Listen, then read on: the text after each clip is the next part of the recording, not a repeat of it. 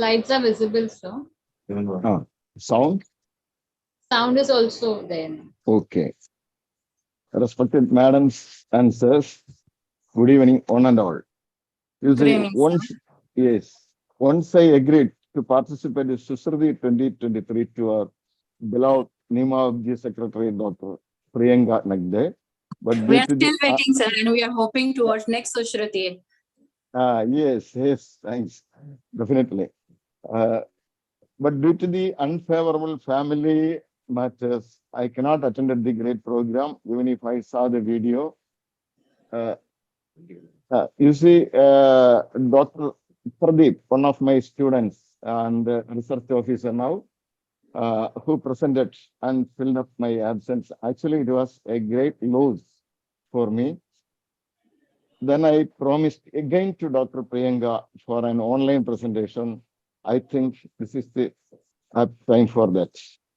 Now, I would like to express my sincere thanks to NIMA-Obgy Central Executive Committee President Dr.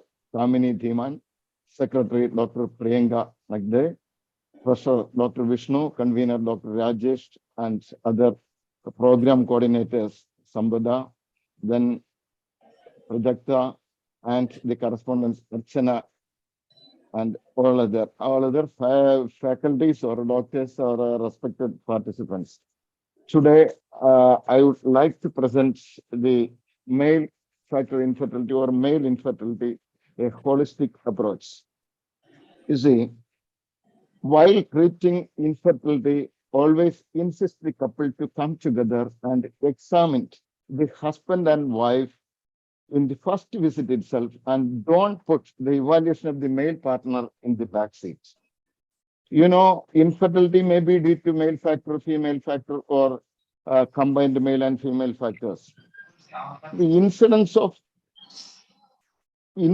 male factor alone accounts for about 30% of cases, and combined male-female factors constitute around 40% of cases.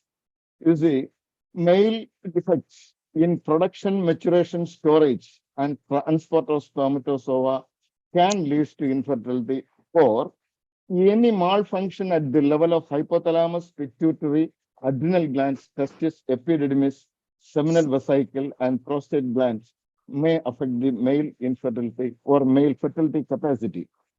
You see, to understand the various abnormalities and treatment modalities, it is important to go through the basic anatomy and physiology in a nutshell.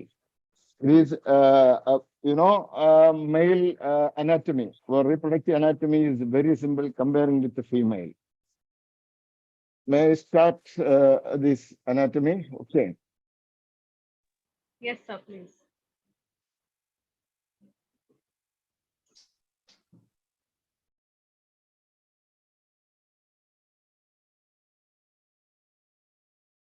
Right.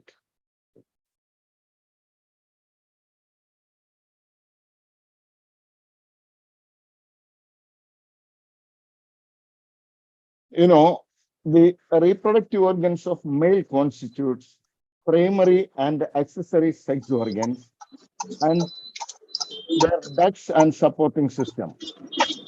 Primary sex glands, accessory sex glands, their ducts and supporting system only. You know, the testis, primary sex organs. You know, testis, this is the primary sex organ. Then accessory sex glands include the seminal vesicles, prostate, and here corpus gland, or here it is not clear in this diagram, and the duct system arising from epididymis, then continued through the vas deferens on each side, then join with the duct of vesicles to form ejaculatory duct, and one here the urethra. Then the supporting structures, internally the spermatic cord and externally the penis and scrotum. You know, first the testis. A pair of sex glands, one being larger than the other, and are suspended in the scrotum by the spermatic cord. Each testis is a whitish ovoid solid gland and measures about 5 centimeter length, 2.5 centimeter broad, and 3 centimeter antero-posteriorly thickness. In the normal adult, each weight 20 to 40 grams or average 25 grams. The weight decreases with old age. The structure here, each testicle envelope the thick fibrous septae, the tunica albuginea, and sen fibrous septae, and divide the testicle into 250 lobules, and each lobule constitutes 3 to 4 coiled seminiferous or seminiferous tubules. The seminiferous tubules terminate and open into a network of straight tubules, the retestis, and which again continued as ductus efferens. The ductus efferens drain the seminal fluid to the long coiled duct, the epididymis. The epididymis, Any disturbance?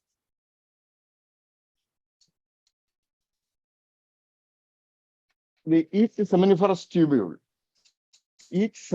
tubule contains the basement membrane or the seminiferous epithelium supporting two types of cells, the germ cell or the spermatogonia cells of various stages of development, like spermatids, primary spermatocyte, then secondary spermatocytes, and the spermatogonia, and the supporting cells. Here, the supporting cells called Sertoli cells. They are the non-dividing supporting cells, or they are limited or fixed in number, and non-dividing supporting cells. Again, here, this is the interstitial space, and here the Leydig cells are located. They are responsible for the production of testosterone. The testicular Leydig cells in the interstitial space outside the seminiferous tubule, they produce testosterone episodically from the Leydig cells in response to LH pulses, and it has a diurnal variation of peak level of testosterone is seen early in the morning, and the relatively small level or low level in the late afternoon or early evening.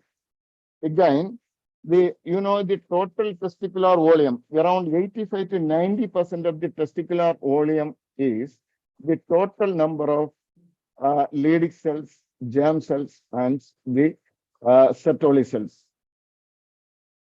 Now, although the testis is responsible for sperm production, the epididymis is intimately involved in the maturation, storage, and transport of spermatozoa. The testicular spermatozoa are initially non-motile and are incapable of fertilizing ova. So, the spermatozoa gain progressive motility and fertilizing capacity after passing through the epididymis. The epididymis has three parts here: head of epididymis, body, and tail portion.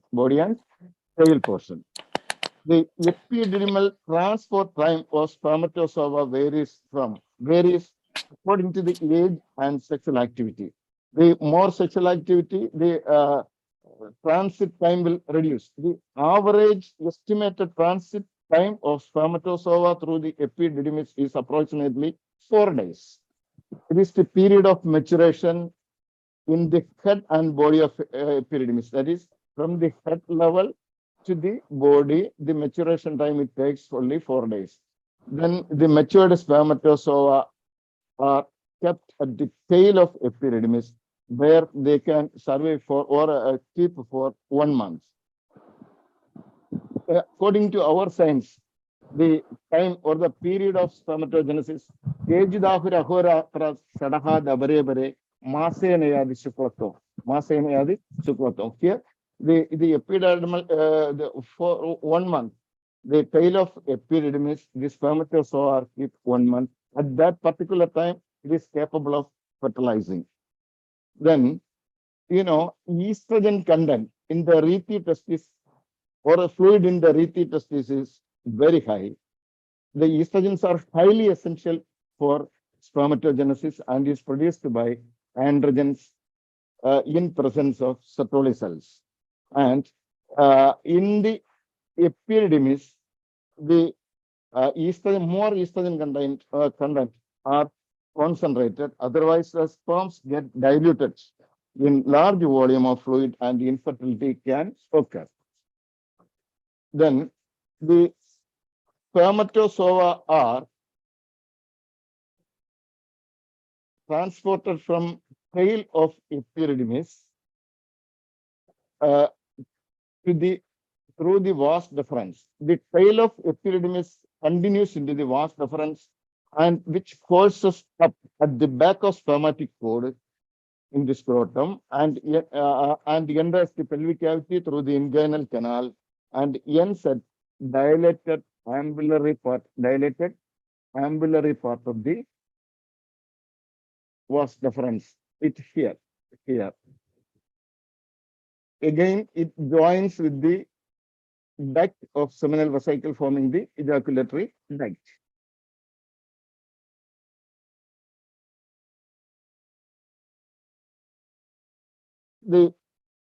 You see, the seminal vesicle or the fluid from the seminal vesicle contributes around 60% of the total seminal volume and contain the fructose for maturation, and it also contains prostaglandin for sperm motility, viability, and smooth muscle contraction. And also it contains the coagulum or the fibrinogen, a coagulating substance. That is, soon after ejaculation, the semen coagulates due to the effect of fibrinogen in the seminal vesicle fluid. But the prostate gland secretion provides additional 30% of seminal fluid volume and the enzymes and prostasis. Here, that is especially the prostate-specific antigen or PSA and the prostate fibrinolysin for the dissolution or liquefaction of the coagulum. Soon after ejaculation, the semen coagulates, and within 30 minutes, due to the role of prostatic fibrinogen, it coagulates. See, the major portion of the seminal fluid comes from seminal vesicle and secondarily from the prostate, less than 1% from the Cooper's gland. Cooper's gland, two pea-sized and shaped glands located in front of the prostate gland. Its ducts open in the anterior part of the penile urethra and it secretes mucoid alkaline secretion or alkaline secretion which lubricates the penile tip during sexual contacts. It constitutes around less than 1% of the seminal volume, and the remaining 9% is testicular fluids. Again, one important thing, from the ambulatory part of the vas deferens, the sperms are transported to outside the male reproductive tract by emission and ejaculation. What is emission? Emission is the act of issuing or act of discharging. From the ambulatory part, the vas deferens, ambulatory part of the vas deferens, the sperms are transported to outside of the male reproductive tract by emission and ejaculation. During emission, the secretions from the seminal vesicles and prostate are deposited into the posterior urethra. Prior to ejaculation, that is following emission, prior to ejaculation, the peristalsis of the vas deferens and bladder neck occurs. Then occurs under the influence of sympathetic nerves or sympathetic nerve control. During ejaculation, the bladder neck tightens and the external sphincter relaxes with the semen being propelled through the urethra.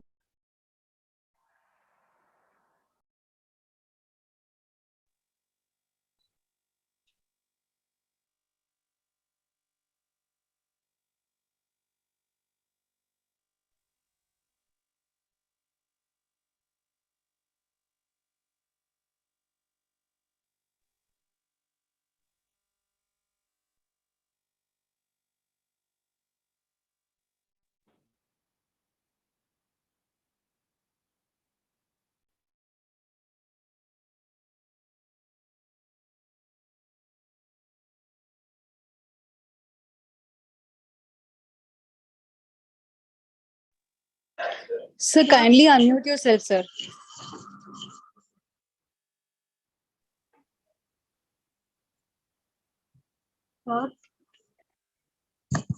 We are unable to hear you, sir. You are not audible.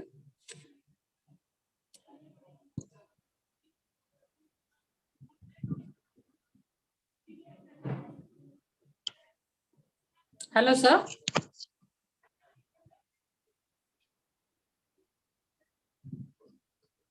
Dr. Sampada? Dr. Prajakta? Yes, ma'am. Yes, ma'am. Sir is actually muted. I'll call you, sir. Yeah. Just sort out the network issue. No, Yes, someone, the host, or I think the host or co-host has muted. In the process of muting the all participants, it happened. So, No, sir. I've just checked. I've asked sir to unmute himself because I've checked. I have not muted, sir. Yeah, neither have I. okay. Now, Okay. Now, clear? Hello, sir. Yes, sir. Clear. You see, from the ambulatory part of the vas deferens, the sperms are transported to outside of the male reproductive system by emission and ejaculation. What is emission and what is ejaculation? See, during emission, the secretions from the seminal vesicles and prostate are deposited to the posterior urethra first, then prior to ejaculation, and after emission, there is peristalsis of vas deferens and bladder neck occurs. Bladder neck occurs. Again, during ejaculation, the bladder neck tightens and the external sphincter relaxes, and the semen is being propelled through the urethra via a rhythmic contraction of perineal and bulbourethral muscle. Otherwise, suppose if the bladder neck doesn't tighten, the ejaculation, along with the ejaculate, urine also comes out. So in order to reach sympathetic stimulation, under sympathetic stimulation during ejaculation, the bladder neck tightens first and the external sphincter relaxes, followed by then the semen being propelled through the urethra by the rhythmic contraction of the perineal as well as bulbourethral muscle. Then the first portion of the ejaculate contains most of the spermatozoa and the major portion of the prostatic fluids. And the second portion contains very few or fewer spermatozoa and the major seminal vesicle fluids. Then the sperms undergo capacitation when they come in contact with the cervical mucus. This process is highly essential for fertilization.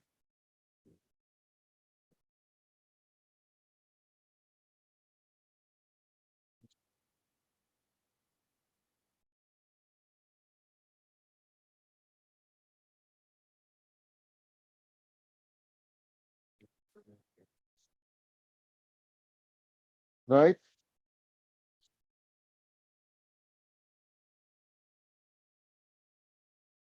You see, here the seminal vesicular fluid, I have already explained these things. Then we are entering to our main area.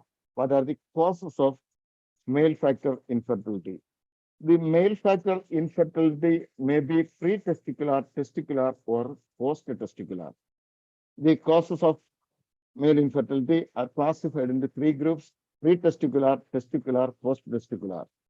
Pre-testicular causes are disorders at the level, at the higher level, at the level of hypothalamus, pituitary, and the peripheral organs like adrenal glands, liver, and thyroids. The testicular causes are disorders in spermatogenesis or testosterone production, and most of these cases, the disorder have oligospermia or azoospermia. And post-testicular causes are disorders in sperm motility, sperm transport, or ejaculation, but the spermatogenesis is normal. The pre-testicular causes in detail. It may be at the level of hypothalamus, pituitary, or at the level of peripheral organs. Hypothalamic disorders, hypogonadotropic hypogonadism, mainly the hypofunctioning of the higher centers. You see, low or absent GnRH production into hypothalamus leads to low levels of FSH or LH, and the threshold levels of LH and FSH are not adequate to stimulate the testicular cohort. Adequate to stimulate the testicular cohort. There is low or absent GnRH production in the hypothalamus or pituitary, which leads to low level production of FSH or LH. It is not adequate to stimulate the testicular cohort, which results the hypogonadotropic hypogonadism. It may be isolated LH-FSH deficiency, means total gonadotropin deficiency, both LH and FSH deficiency. Then isolated LH deficiency means the FSH is normal there, and isolated FSH deficiency, the LH is normal there. Then the pituitary causes may be congenital or result from the tumors, radiation, granuloma, etc. And the peripheral organs includes adrenal disorders, liver failure, thyroid disorders, etc. Then hypothalamic disorder or hypogonadotropic hypogonadism. Here, isolated LH and FSH, that is gonadotropin deficiency. There is absent or low GnRH, which result low LH, low FSH, low testosterone. Typical example is the Kallman syndrome. It is a congenital disorder of hypogonadotropic hypogonadism group, which it is associated with the low LH and FSH, and there is anatomical defect in the olfactory system, and there is which results anosmia, hyposmia, then color blindness, and other systemic disorders like renal abnormalities, etc. See the Kallman syndrome. The distinguishing feature of the Kallman syndrome is the testicular size is less than 2 centimeter diameter, and the weight also less than 20 grams.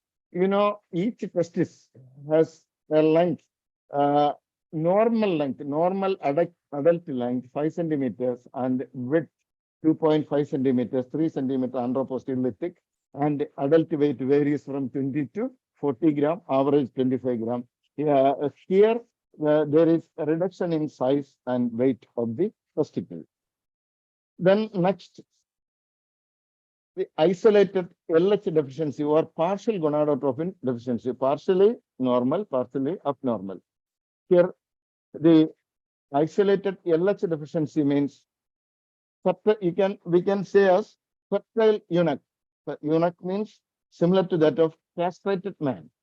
In these individuals, low LH and testosterone level, but there is normal FSH, so-called partial gonadotropin deficiency. And here we can see the symptoms of large testis, gynecomastia, low ejaculative volume. Due to the gonadotropin deficiency, there is insufficient testosterone production promotes variable degree of virilization. Virilization is the development of male secondary sex characteristics like masculinity, hair distribution, etc. Here it is fully damaged, or there is a deficit of the proper development of male secondary sex characteristics and uniform type of body proportion with certain female characteristics.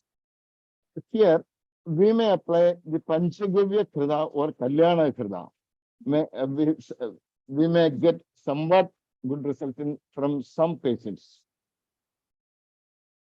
Isolated FSH deficiency, it is very rarely seen. Here, the LH is normal, testosterone is normal, and normally virilized. That is, secondary such characters are almost normal. Muscle mass normal, hair distribution normal, and male characteristics. At a glance, normal male characteristics. The testicular size is also normal, but FSH is very low. So there may be 0 to few sperm counts and has no successful treatment, or the prognosis is very bad. Then pituitary causes. The pituitary insufficiency may be congenital or result from tumors or iatrogenic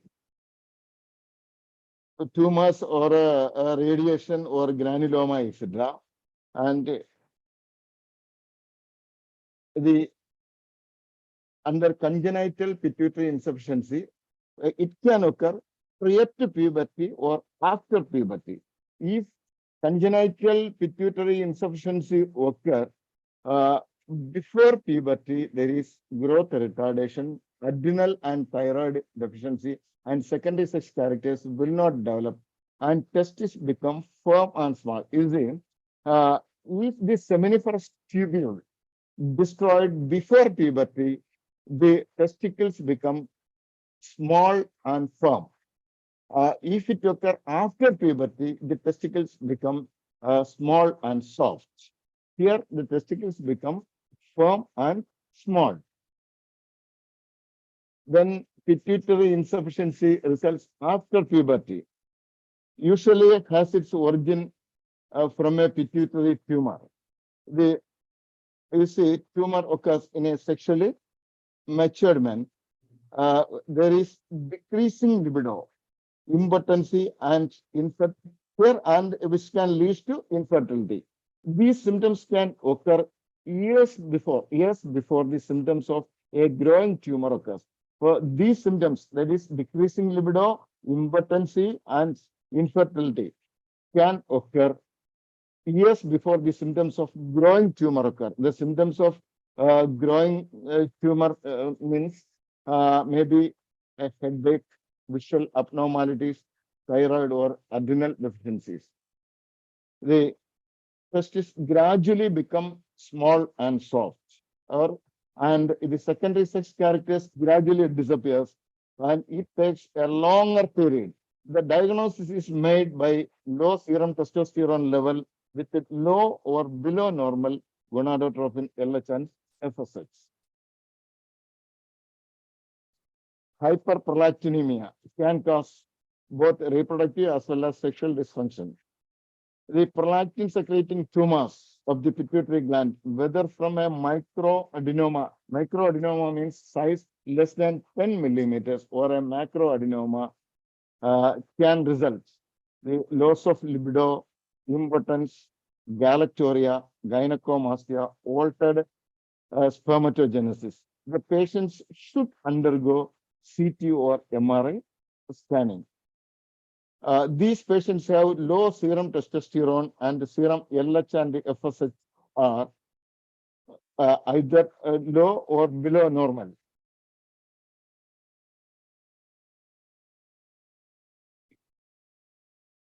Another condition, hemochromatosis, it may be due to iron deposition in the liver, testis, pituitary gland, or due to multiple blood transfusion in thalassemia.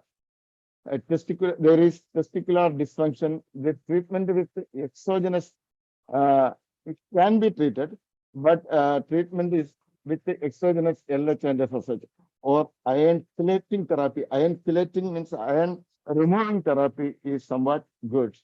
Here, our according to with our Ayurvedic modalities, Gadimadi Krida is the best drug of choice for iron chelating. The role of estrogen producing tumors and exogenous androgens. See, adrenocortical tumors or septroid cell tumors or interstitial cell tumors may all at times be estrogen producing. In case of hepatic cirrhosis or liver failure or severe obesity are also associated with endogenous. Estrogen and exogenous androgen can primarily suppress pituitary gonadotropin secretion. If at the target organs, estrogen target organs at the testicular level, estrogen or exogenous androgen is in over quantity, which primarily suppresses the pituitary gonadotropin secretion and thereby leading to secondary testicular failure. Another thing, the current it is due to via negative feedback mechanism or negative feedback effect. Estrogen and exogenous androgen can primarily suppress pituitary gonadotropin secretion and thereby leading to secondary testicular failure. Certain anabolic steroids are used by the athletes, which results in temporary sterility due to gonadotropin inhibition. Then glucocorticoid, for example, excess use of prednisolone for the treatment of ulcerative colitis or asthma or rheumatoid arthritis, which results in decreased spermatogenesis. And here the elevated plasma cortisone level depresses LH secretion and cause secondary testicular dysfunction. Correction of glucocorticoid with which may result improvement of correction of steroid can improve the negative conditions. Again, hyper and hypothyroidism can alter spermatogenesis. In hyperthyroidism or hyperthyroidism affects both pituitary and testicular function with the alteration in secretion of releasing hormones, that is TSH and FSH, and increased conversion of androgen to estrogen is occurring. That is why the spermatogenesis is hampering. Then what are the testicular causes of infertility? But testicular causes means which affects the testicular spermatogenesis as well as testosterone production, and most of these cases have either oligospermia or azoospermia. The testicular causes may be mainly the chromosomal abnormalities under which the Klinefelter syndrome, everybody knows, then mixed gonadal dysgenesis, male Turner or Noonan syndrome, in addition, Seproli-Cell-Olli syndrome or bilateral anorchia or vanishing testicular syndrome, and local conditions like varicocele, cryptorchidism, trauma, orchitis, radiation, chemotherapy, or using tight undergarments, etc., and substance abuse like alcohol, smoking, and caffeine. What is Klinefelter syndrome? It is a genetic disorder due to presence of an extra X chromosome, either that is 47 XXY karyotype, normally 46 XY. This is the classic form of Klinefelter syndrome. In some cases, there may be normal 46 XY chromosome and 47 XY abnormal. That is called a mosaic form. There is delayed sexual maturation, then azoospermia, gynecomastia, small and firm testis, that is less than 2 centimeter length and less than 12 cc volume. There is elevated LH and FSH level, and here there is normal or low level of testosterone. Most patients have normal libido, erection, and orgasm, but infertility is definite.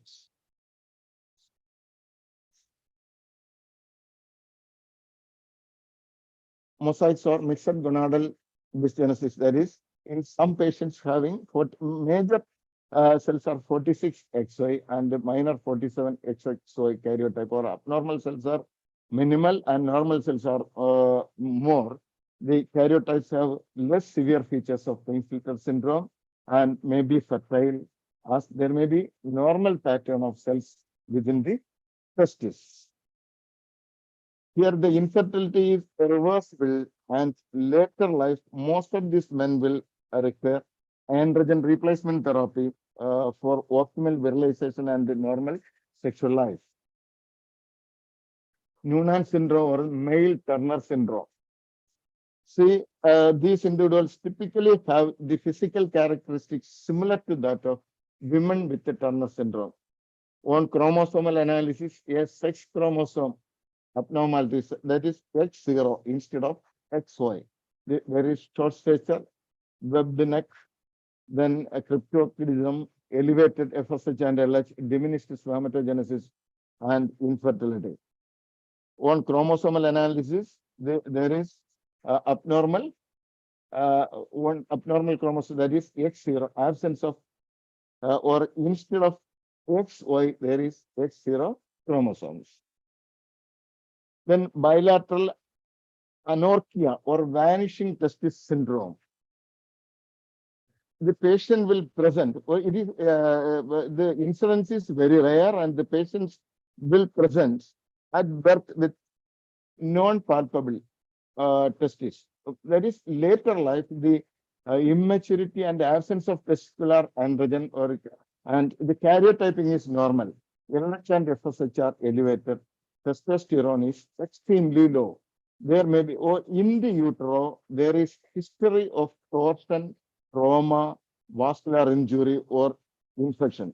Actually, functioning testicular tissue must have been present at least for the first trimester in the intrauterine life for the differentiation of male reproductive ducts or external genitalia along the male line. That is, phenotypical male may be due to the presence of minimal number of functioning testicular tissue, at least during the first trimester of intrauterine life. Then Sertoli cell only syndrome or germinal cell aplasia. This is more pathetic. The causes may be congenital or absence of germ cells, genetic defect, or androgen resistance. On testicular biopsy, there is complete absence of germinal elements, or spermatogonia cells are fully absent. Azoospermia is associated with clinical findings of normal virilization because interstitial cell, Leydig cells are present. So, normal virilization is there, slight and smaller, or a slightly smaller testis with the normal consistency, no gynecomastia because of the presence of androgen, then elevated FSH is due to the absence of germ cells, normal LH and testosterone. The seminiferous tubules contain only Sertoli cell, and there is normal interstitium or normal Leydig cells.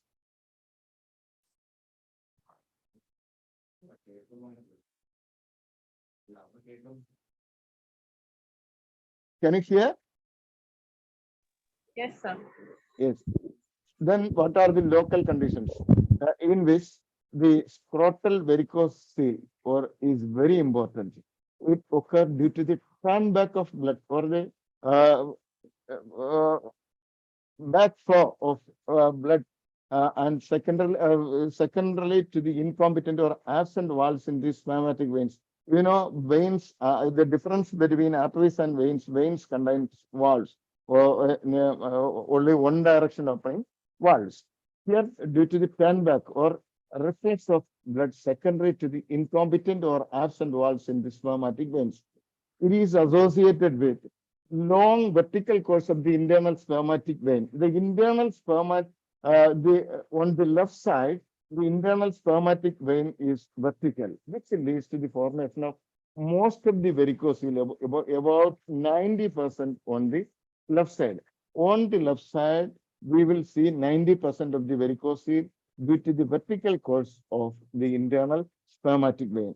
But on the right side, the internal spermatic vein is in oblique course. That is because of the oblique course of right internal spermatic vein from the vena cava, varicocele are less common on the right side.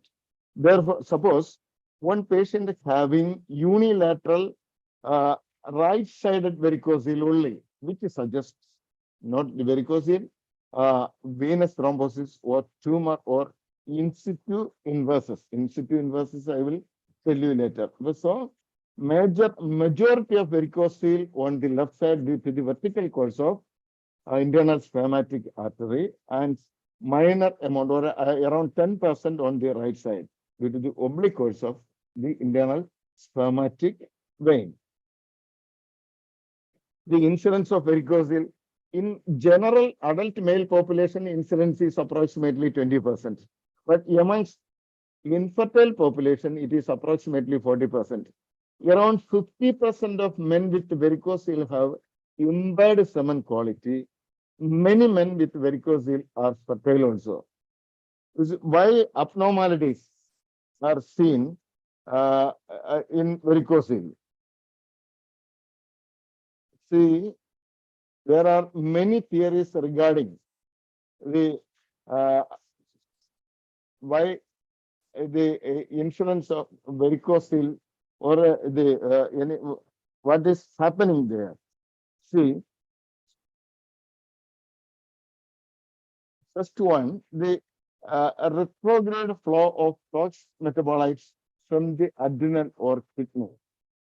Again, stagnant blood stagnation with the germinal epithelial hypoxia or alteration in hypothalamo-pituitary gonadal axis. There is many theories have been proposed regarding the regarding elevation of testicular temperature as well as stagnation of venous blood. The recent studies suggested that there is bilateral increase in both testicular blood as well as temperature. They coordinate all these opinions together, and there is altered spermatogenesis also. Then what is cryptorchidism? Everybody know it is a common developmental defect with incidence very minimal, 0.8% in the adult male. The undescended testes become morphologically abnormal, usually after 2 years of old. In the adult stage, there is compromised testicular function and reduced fertility potential. The semen quality is poor in patients with bilateral undescended testes. Even though the baseline serum FSH and LH and also testosterone level may be normal, there is supernormal response of both LH and FSH to generate stimulation. If any medicine supplied, there is sudden rise of LH and FSH, then which indicates the compromised testicular function can occur in cryptorchidism. Then gonadotoxins. See, gonadotoxins like chemotherapy and radiation can interfere with germ cell function or germ cell or germinal epithelial function. See, because the germ cells are rapidly dividing tissues and susceptible to interfere with the cell division. The germinal epithelium appears to be more resistant to toxic material before puberty than after puberty. Then one more thing, germ cells are particularly sensitive to radiation, but Leydig cells are relatively resistant. So, in some types of recreational drugs like marijuana, heroin, etc., there is interference with the testosterone production. Then similarly, mumps orchitis, unilateral or bilateral, there is testicular atrophy. This can occur 1 to 6 months after the disease. The mumps orchitis may affect unilateral one side or both sides. There is chance of testicular atrophy within 1 to 6 months, sometimes more. Then testicular trauma, exposed position of testicles can are susceptible to trauma, and which also results the normal spermatogenesis as well as the steroidogenesis. When iatrogenic injury can occur during inguinal surgery, which can interfere with the testicular blood supply or damage of vas deferens.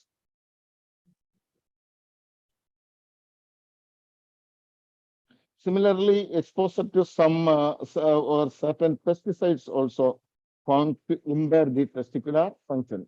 Then heat exposure to heat.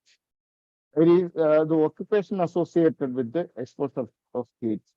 For example, men work in hot surroundings like such as drivers, backers, then welders, submarine workers, oven operators, etc. Which can, in that particular circumstance, can inhibit spermatogenesis and result sterility.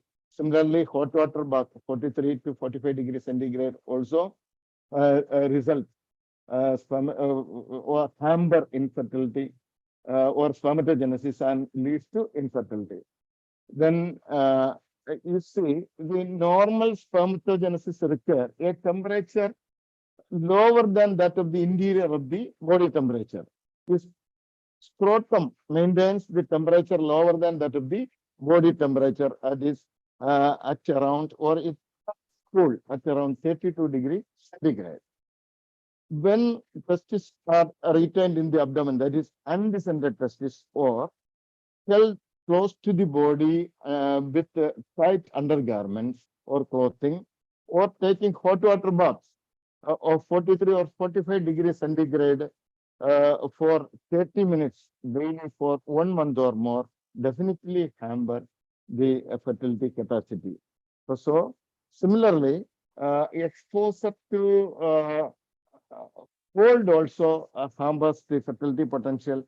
When exposure to cold occur, the darkest layer of the scrotum cause an investment, and the temperature is conserved internally, which also cause or also hamper the spermatogenesis and leads to infertility. So exposure to cold as well as exposure to hot circumstance hamper, but exposure to cool atmosphere is good for proper spermatogenesis.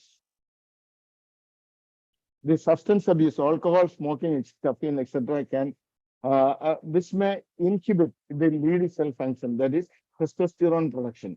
It will not affect, will not mainly affect the spermatogenesis, but hormonal or testosterone production can adversely affect with the substance abuse like alcohol, smoking, and caffeine. Then post-testicular causes of infertility. The post-testicular causes here disorders may be in sperm motility, transport, or ejaculation, and the spermatogenesis is normal. The causes may be a congenital block in the ducts or congenital bilateral absence of vas deferens when acquired blocks in the ducts, maybe due to infection or trauma, or anti-sperm antibodies, or erectile dysfunction. What are the congenital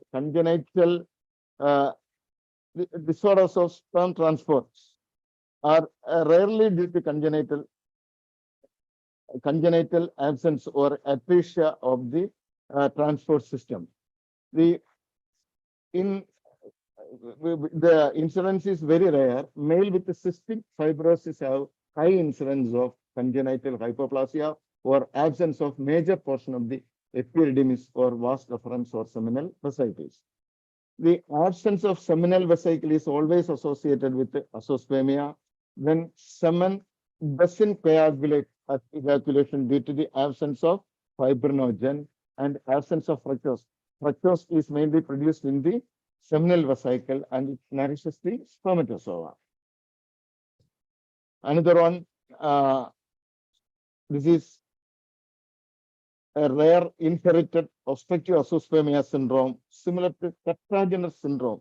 Tetragenous syndrome, you know, it is syndrome or a rare autosomal recessive genetic ciliary disorder comprising triad of situs inversus, then chronic sinusitis and bronchiectasis. The situs inversus means the the anatomy of the internal organs seen the mirror image of the normal anatomy. That is the aberration or change of the internal organs or side change. That is, heart is located on the right side extra. Here, the Young syndrome, it is also called sinusitis infertility syndrome. It is or also called obstructive azoospermia syndrome. It is associated with pulmonary or lung infection, sinusitis, clubbing of finger and toes. See, the individuals born with this disorder have normally functioning lungs initially, but tends to produce thick and viscid mucus, which increases the risk of development of pulmonary infection and bronchiectasis or bronchitis. And here, the ultrastructure of the cilia is normal. Ultrastructure of this cilia of the lungs is normal, but in carcinogenous syndrome, there is defective movement of the cilia. Here, Young syndrome, the cilia is not at all involved with this involves. Then here the epididymis is mainly obstructed due to inspissated or thick materials. But here the infertility is due to the obstruction of inspissated or thick materials in the epididymis. Then the patient becomes azoospermic.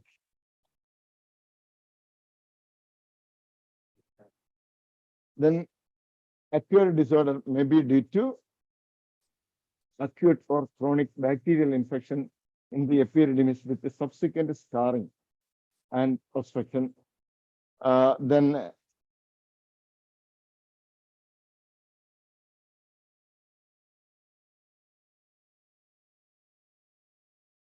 see, moreover, apart from vasectomy, the vas deferens may be accidentally ligated during hernia repair or oxico, or even during varicocelectomy, etc. Accidental ligation of vas deferens can occur. This is also one of the acquired disorders condition. In addition to the acute or chronic bacterial infection, it can also lead to infertility. Then functional obstruction. This is neuropathic insults like sympathetic nervous injury during pelvic surgery may result.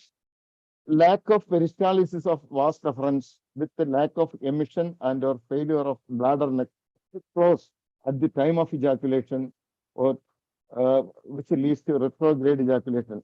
We have studied normally prior to ejaculation, the peristalsis of vas deferens and bladder neck occur, and due to sympathetic stimulation, and during ejaculation, the bladder neck tightens and the external sphincter relaxed, with the semen being propelled through the urethra by the rhythmic contraction of perineal or bulbo urethral muscles. Here, due to the sympathetic nerve injury during pelvic surgery, it may result lack of peristalsis of vas deferens with the lack of emission and failure of bladder neck to close at the time of ejaculation, leading to retrograde ejaculation. Similarly, spinal cord injury results paraplegia or quadriplegia with erectile dysfunction, lack of emission and ejaculation. Diabetic males with autonomic neuropathy may present with both erectile dysfunction and also leads to retrograde ejaculation. Then prolonged medications such as tranquilizers, antidepressants, and antihypertensive may interfere with the sympathetic nervous system as well.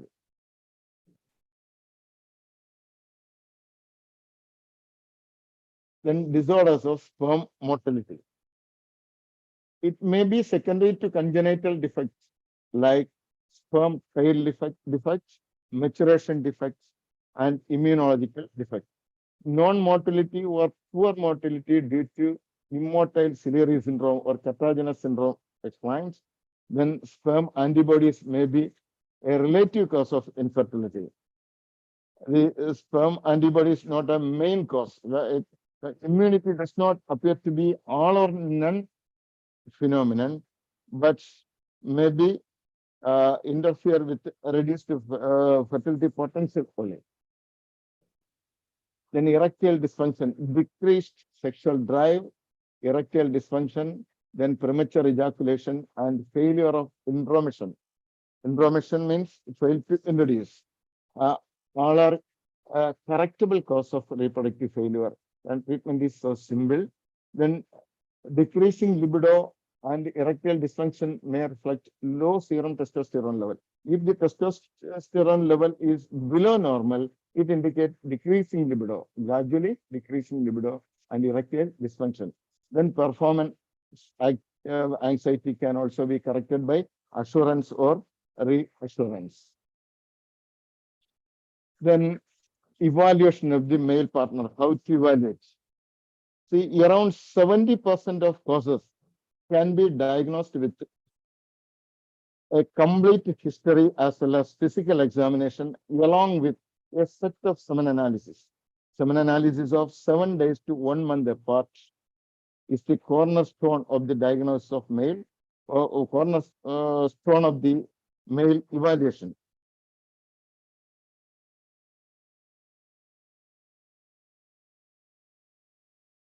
Then under history, first age, then occupation. Any occupation associated heat exposure, then habits, smoking, alcohol, substance abuse, etc. can inhibit lead cell function. Then sexual history includes any erectile dysfunction, premature ejaculation, then inquire for frequency and timing of coitus, then any anosmia or hyposmia 4, in order to rule out Kallmann syndrome, then past history of cryptorchidism, age at puberty, then gynecomastia. Gynecomastia means enlargement of the breast in female, in male, like female, is gynecomastia, enlargement of the breast in male. It is due to the deficient amount or inadequate amount of androgen and excess amount of estrogen in case male. Then surgical history, pelvic, scrotal or inguinal. That is chance of accidental ligation of vas deferens can occur. Then a herniorrhaphy or a surgical history or herniorrhaphy or a hydrocoelectomy or surgery for undescended testes, etc. Then if any injury, scrotal trauma, can break down the blood-testis barrier, which allows the sensitization of sperm antibodies, or spinal cord injury, any neuropathic insults. Then infection, mumps, viral orchitis, then epididymitis, sexually transmitted diseases, if any, then family history of hypogonadism or cryptorchidism or cystic fibrosis or autoimmune, for example, diabetes. Then drugs, list of all past and present medications. Many drugs can interfere with the spermatogenesis, then erection or ejaculation.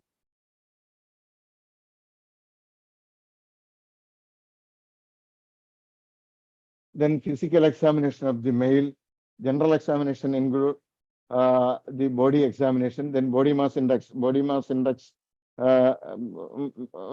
any obesity or to rule out obesity, then blood pressure, taking any antihypertensive drugs, etc.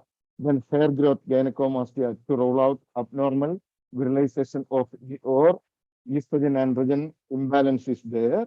Then examination of genitalia, then penis is examined for hypospadias or epispadias. Then the consistency of a testicle, whether soft or firm, then epididymal fullness, tenderness, thickness, varicocele, and vas deferens. Then examination for varicocele, it is very important. The examination should be done in the erect posture. The varicoceles clinically, the varicocele are graded as grade 1. That is normally non-palpable. Grade 1, palpable during Valsalva manure. With Valsalva manure, the vein size increases. Then grade 2 means palpable without Valsalva manure in standing position. That is normally palpable. On the standing position itself, grade 2 is normally palpable. Then grade 3, not only palpable, but also it is visible through the scrotal skin. So, grade 1 is normally non-palpable. It can be palpated by Valsalva manure. What is Valsalva manure? It is a particular way of breathing which increases the intrapleural pressure, that is pressure in the chest. Ask the patient to take deep breath and forceful expiration. It will increases the cardiac output and a little rise in BP and venous return will reduce, and which results the vein size also increases with Valsalva. Normally, the use of Valsalva, restoring the heart rhythm and also diagnosis of autonomous nervous system disorder, if any. That is vagal activity of the heart. But with Valsalva manure, vein size will gradually increases. So it can be easily palpable in grade 1 varicocele. So Valsalva manure, the patient advise the patient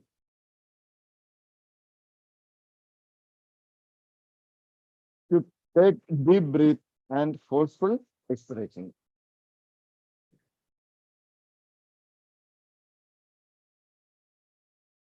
Then finally, the rectal examination to rule out any prostatic or seminal vesicular pathology. Then entering into the important area, the diagnostic testing, the semen analysis.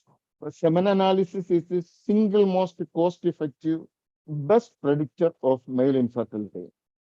A carefully performed semen analysis is a highly predictable indicator for the normal functional or the functional status of the male reproductive hormones, the spermatogenesis, as well as the patency of reproductive tracts. It is actually normal semenogram. It is an indirect reference of the normal or the functional status of the male reproductive hormones, as well as spermatogenesis, as well as the patency of the reproductive tract. Semen analysis may include examination of physical characteristics, biochemical test, then microscopic examination, functional test. Here, the semen analysis, at least 2 samples, 7 days to 1 month apart, are to be collected for initial evaluation, with the abstinence of 3 to 7 days is advised. For advised patients, follow abstinence 3 to 7 days. Avoid sexual contact for 3 to 7 days. Less than 2 days abstinence can lead to decrease in seminal volume as well as sperm count, and more than 7 days abstinence can lead to decreased motility. The minimum number of specimens to define good or poor quality semen is 3 samples over 6 to 8 weeks interval. So minimum number of specimens to define good or poor quality semen is 3 samples over 6 to 8 week interval with a consistent period of abstinence of 3 to 4 days. Each test, you should advise the consistent period of abstinence, either 3 days abstinence or 4th day of abstinence or 5th day of abstinence. Then the physical characteristics under which volume. The normal ejaculative volume varies from 2 to 5 ml. Low volume may be associated with incomplete collection or retrograde ejaculation or ejaculatory duct obstruction or androgen deficiency. Less than 1.5 ml results inadequate buffering or inadequate neutralizing of the vaginal acidity. You see, the vaginal pH is acidic and the semen is alkaline. For exact neutralization of the acidic environment of the vagina, need at least 1.5 ml of semen. So only with or at least with 1.5 ml of or 1.5 ml of semen is adequate to neutralize the acidic environment of the vagina. Suppose if the volume is more than 5 ml, which results the highly alkaline environment of the vagina. Buffering means capable of neutralizing both acids as well as base without changing the original acidity or alkalinity of the solution. That is buffering solution. Then viscosity. See, normal semen sample after liquefaction should fall as single discrete drops, but highly viscous sample form thread usually more than 2 centimeter length threading. So highly viscous semen affect fertility by interfering with the motility of the spermatozoa. In thick solution, spermatozoa cannot move easily. It is unrelated to the coagulation liquefaction phenomena, but it signifies there may be disorders of the accessory sex glands, either prostate gland or seminal vesicle. Liquefaction, normally semen coagulates just after ejaculation due to the presence of fibrinogen in the protein kinase in the seminal vesicle fluids, and liquefies within 30 minutes due to presence of fibrinolysin in the prostatic secretion. Delayed liquefaction more than 60 minutes may indicate disorders of the accessory gland function, and which leads to entrapment of spermatozoa. See, if the spermatozoa are capable of reaching the cervical mucus, problem of semen liquefaction are not clinically relevant. So, entering into the cervical mucus near to the cervical mucus is the main issue. Then color, appearance, and odor. See, grayish white or palely opalescent in color, that is spadigafam, spadigafam, dravam, sniktam, madhuram, madhugandhija. Then the appearance depends upon sperm concentration. See, reddish or brown color semen indicates presence of blood in the semen. It may be due to infection, inflammation, or tumor of the genital tract. Odor or smell, distinctive musty odor. Musty odor means earthy odor or a smell of decaying wood. It is musty. According to Ayurveda, madhuram madhugandhi. Then pH or reaction. Normal semen is alkaline. The pH varies from 7.3 to 8. The alkaline pH neutralizes the acidic environment of the vagina. Then acid pH of semen indicates infection of the accessory sex glands, either prostate gland or seminal vesicle. The acidic pH of semen is not good. Here, next to the microscopic examination, which includes the sperm concentration, motility, and morphology. These are the 3 major parameters studied during microscopy. Normal, you can see the normal sperm count. Normal sperm count. Then here the thickness is, the concentration is low. Then normal forward progression. Here poor motility you can see. Then this is normal shape. Normal oval head, body, and tail, then abnormal shape, etc. Then sperm concentration is the most variable component of the semen analysis. Sperm concentration in normal semen is 20 million per ml or more. The factors which affect the sperm count even in normal healthy adult having normal semen analysis or normosospermia, that particular person can also affect the minor conditions like stress, tension, apprehension, or recent viral infections or any illness. Then sperm motility. Motility means how fast and how straight the sperm swim. That is forward progressive sperm movement. Forward progressive sperm movement. That is how fast and how straight the sperm swims. Normal healthy spermatozoa move at a speed of 25 micron per second or 3 millimeter per hour on microscopic examination. But in the female genital tract, sperms undergo capacitation when they come in contact with the cervical mucus. After capacitation, the sperms have hyperactivated motility. That is, the character will definitely change, and it takes 1 hour to reach the ambulatory part of the fallopian tube after traveling 10 minutes. After traveling 10 centimeters. See, on microscope, the rate of speed is 3 millimeters per hour. But in the female genital tract, the sperm undergo capacitation. They come in contact with the cervical mucus. Whereas after capacitation, the sperm have hyperactivated motility, and it takes 1 hour to reach the ambulatory part of the fallopian tube from the deposited area to the ambulatory part of the fallopian tube after traveling 10 centimeters.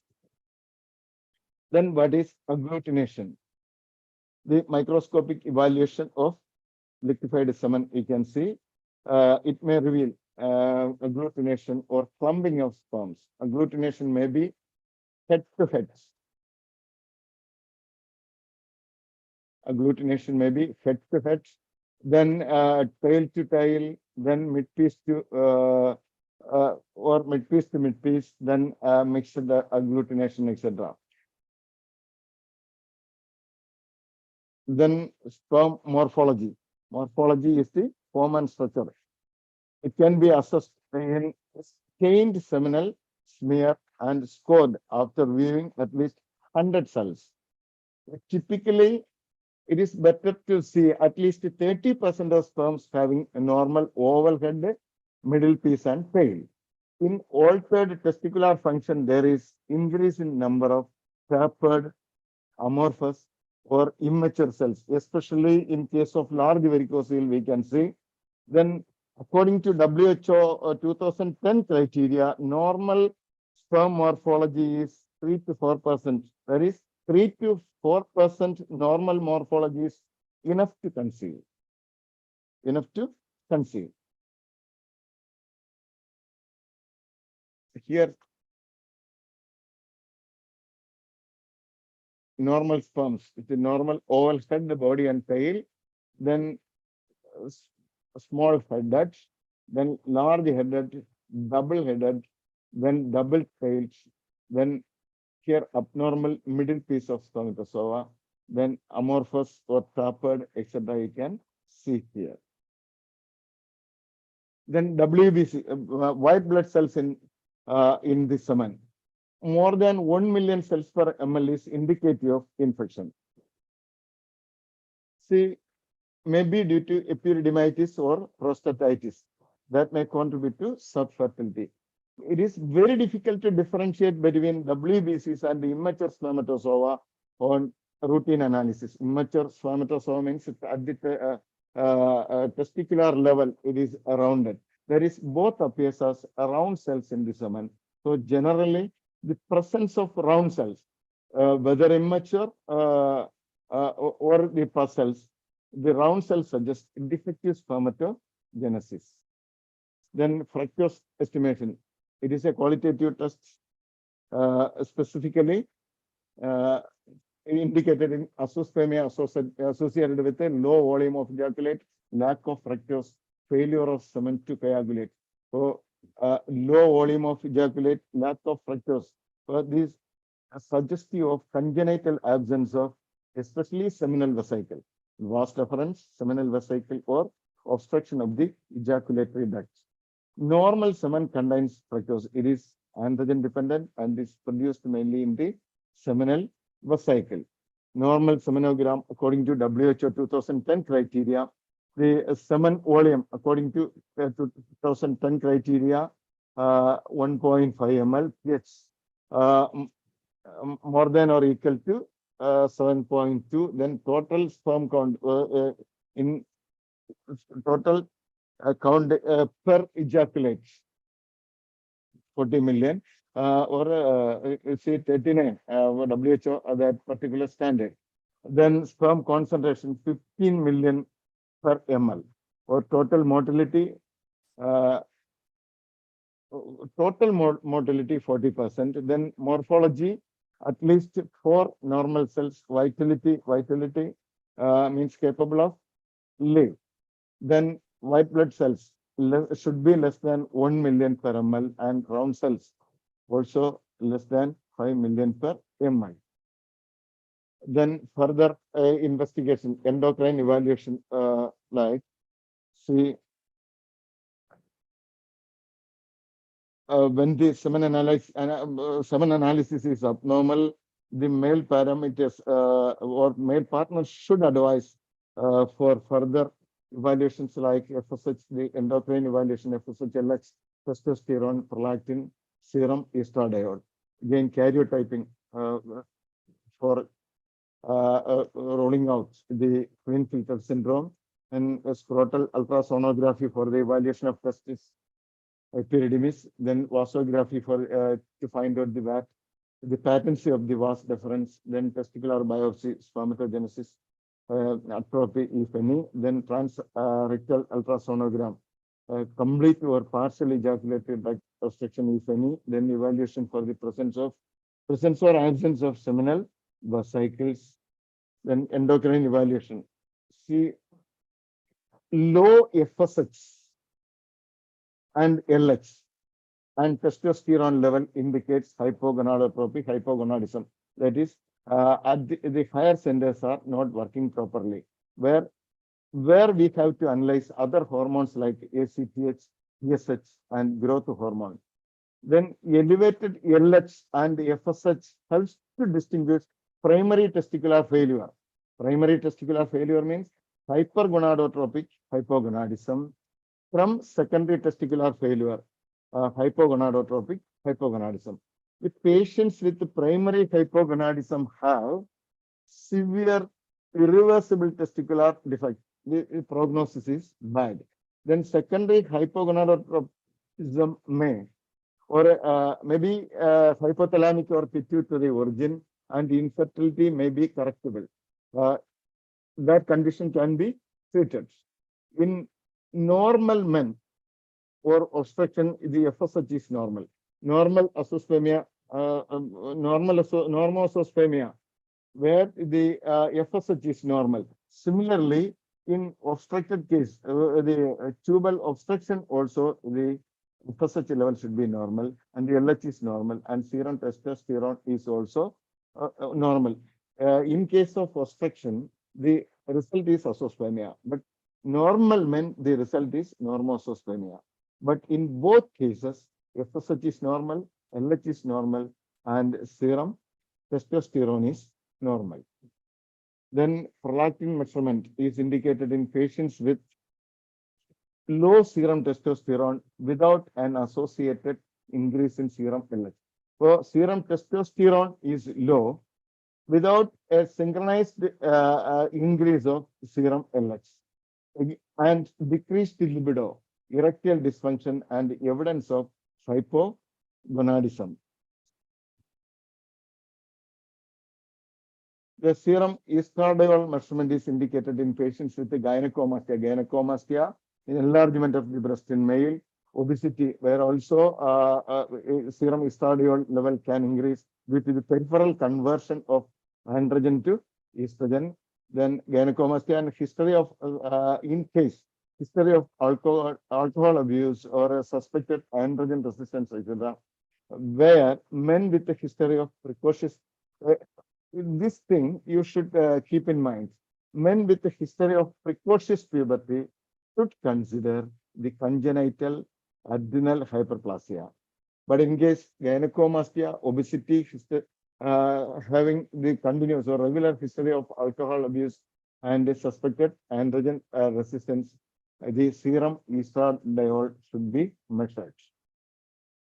Then chromosomal or genetic study. Men with severe oligospermia, azoospermia, small testis, elevated FSH. Elevated FSH associated with a small atrophic testis. A small atrophic testis is due to the hyalinization or the destruction of the seminiferous tubule, which indicates irreversible infertility. Immunological studies. The presence of anti-sperm antibodies are not an absolute cause of infertility. The anti-sperm antibodies do not immobilize sperm or interfere with infertility. Sperm agglutination may be caused by anti-sperm antibody attachment to the plasma membrane of the spermatozoa. The infection may also lead to agglutination. In infectious state, in addition to the immunological problem, infectious state also may lead to agglutination. So agglutination may be caused by anti-sperm antibody attachments. Similarly, the agglutination can result during infection. Then we have to rule out infection with appropriate semen culture. The anti-sperm antibodies can be formed either in the circulation, in the blood circulation, or in the seminal plasma, or directly on the sperm surface. On the basis of the initial evaluation, the patients are categorized under the following groups. What is normospermia means sperm concentration when progressive motility, progressive forward motility and morphology are more than or equal to the lower reference limit, that is normospermia. Then what is oligospermia? Sperm concentration below the lower reference limit, that is less than 20 million sperms per ml of semen. Then astenospermia, sperm progressive motility below the lower reference limit. Then teratospermia means abnormal sperm morphology or morphologically normal spermatozoa below the normal reference limits. Oligostenospermia, sperm concentration and progressive motility below the lower reference limits. Oligoteratospermia means sperm concentration and morphology, normal spermatozoa below the lower reference limit. Then stenoteratospermia means progressive motility, normal progressive motility and normal forms below the lower reference limit. Then oligostenoteratospermia means decreased sperm concentration, progressive motility and morphology below the normal reference limit. Azoospermia, no spermatozoa in the ejaculate. Then cryptospermia means no spermatozoa in the fresh ejaculate, but observe a centrifuged pellets or examine the deposit after centrifuging. Then aspermia, or complete absence of seminal fluid or no ejaculate. Hypospermia means low volume of ejaculate. Hematospermia or hemospermia means presence of RBCs in the ejaculate. Leukocytospermia or leukospermia or pyospermia, the presence of leukocytes in the ejaculate. Necrospermia means increased percentage of immotile and dead spermatozoa in the ejaculate, and a very few number of live spermatozoa can be seen in necrospermia. See, normal sperms, oligospermia, this concentration is very limited. Then cryptospermia, only the centrifuged pellet, we can see one or two spermatozoa. This is azoospermia, diagrammatic representation. Then teratospermia, the form and structure abnormal, double head, double tail, etc. Then round head. Then astenospermia or abnormal motility, irregularly moving. Then oligoastenoteratospermia, number decreased, then motility reduced. Here necrospermia, dead cells. Hello.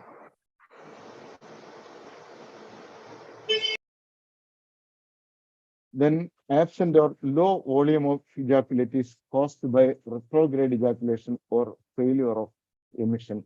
Ejaculatory failure due to spinal, maybe due to spinal cord injury or diabetic and other neurological insults or psychogenic factor causing anorgasmia. This absent or low volume of ejaculate, the causes maybe retrograde ejaculation, failure of emission, then ejaculatory failure due to spinal cord injury or diabetes or other neurological insults.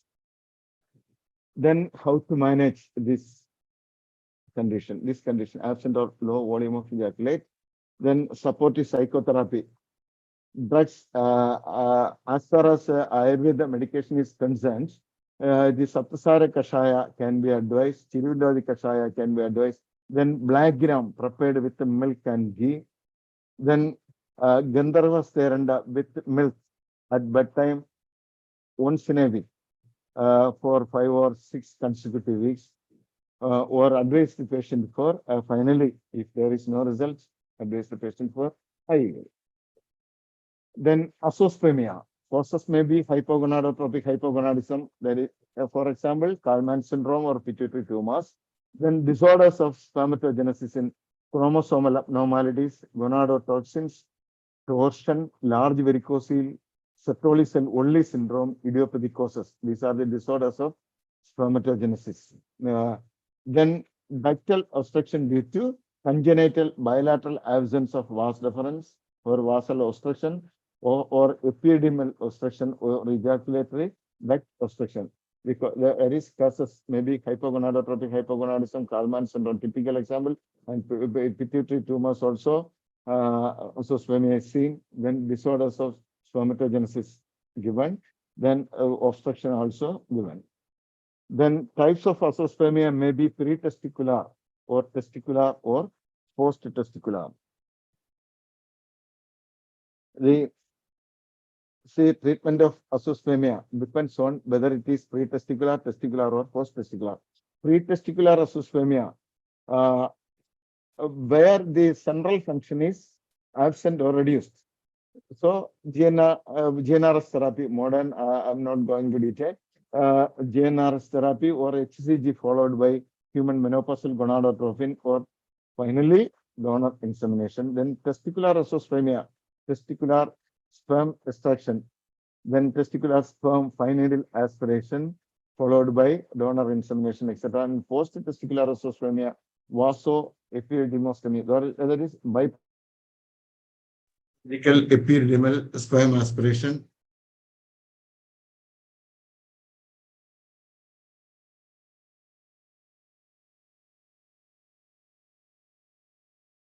Hello? Yes, sir.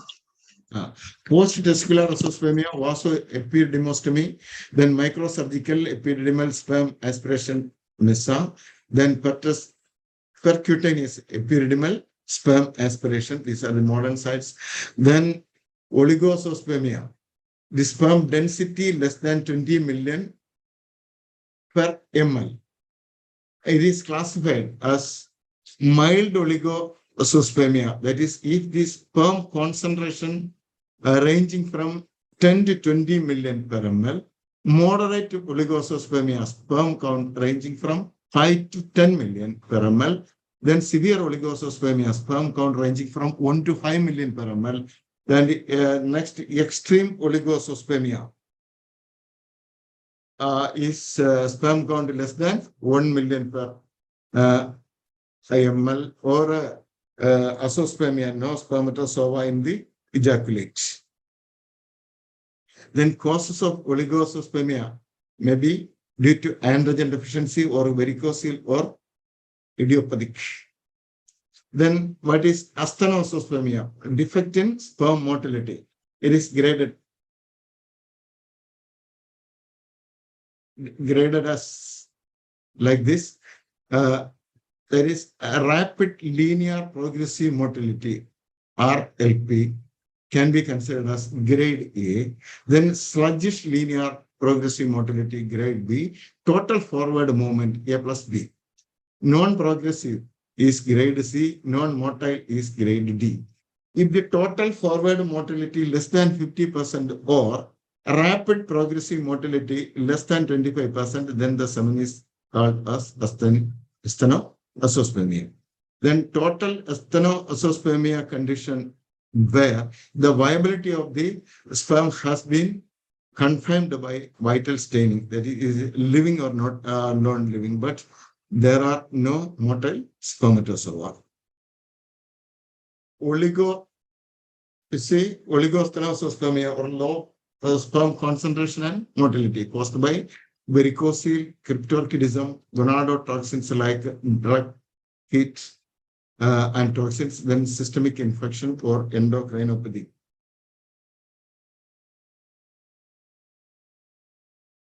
Normal but infertile may be due to abnormal coital habit or a chromosomal defect or anti-sperm antibodies or unexplained. That is, unexplained infertility means where the etiology is unknown. It may be find out later. That is unexplained. All the parameters are normal, but it may be due to abnormal coital habit or chromosomal defect or anti-sperm antibodies or unexplained. Then anti-sperm antibodies should be suspected in patients with the risk factors like testicular torsion, acute epididymitis, then cryptorchidism, genital trauma, impaired sperm motility, sperm agglutination, abnormal PCT finding, unexplained infertility. Immunosuppression with the steroids is advocated. That is prednisolone or like.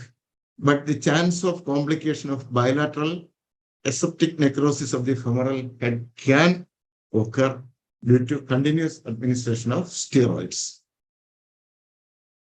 Idiopathic male infertility. Up to 25% of patients exhibit abnormal semen analysis for which the etiology is unknown. Patients are managed with empirical medical therapy, that is a treatment by experience. Continuous administration of androgens may have a contraceptive effect by reducing the intratesticular testosterone. Then testosterone is the primary inhibitor of LH secretion in males. So the treatment with the testosterone, you won't get any, or androgen treatment, you won't get any results. But anti-estrogens are the most effective used drugs in this group. Or male infertility can be treated with anti-estrogens rather than testosterone. They increase the pituitary gonadotropins or gonadotropin secretion by blocking the feedback inhibition. Then the level of FSH and LH are raised, which results in the testicular production of testosterone. The clomiphene said that, it is non-steroid anti-estrogenic preparation. We have also something. Then, say, it is indicated, intrauterine insemination is indicated in male factor, infertility, cervical factor, unexplained infertility, then minimal or mild endometriosis. Then, say IUI steps, I'm not going to detail in this field. Next, the Ayurvedic perspective. Pathological semen parameters, according to Ayurveda, have studied the Ashta Sukra doshas. Vadaja Sukra, or pathological or vitiated Vada, that is hypospermia or low volume of ejaculate. It can be almost correlate.